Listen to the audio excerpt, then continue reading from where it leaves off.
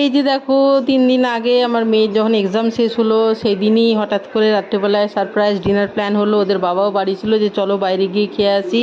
এমনিতে আমরা রাত্রেবেলায় ডিনার অনেক সময় আনিয়ে নিই বাড়িতে, বাড়ি থেকে আনা, কিন্তু গিয়ে খেয়ে এলাম আর কি। তো চাইনিজ খেতে গেছিলাম চাইনিজ রেস্টুরেন্টে। এই যে আমরা 4 জন। আর দেখো আমার মেয়ে মুখ বেঁকিয়ে রেখেছে, মানে কি অর্ডার দেওয়া আছে এখনও আসেনি ছোটো মেয়ে। তারপরে কখন থেকে বলছে মা মা আজকে আমি চপস্টিকেই খাবো, ঠিক আছে। আর যতক্ষণ না অর্ডার আসে ততক্ষণ তো একদম জ্বালাতন করে মারছে।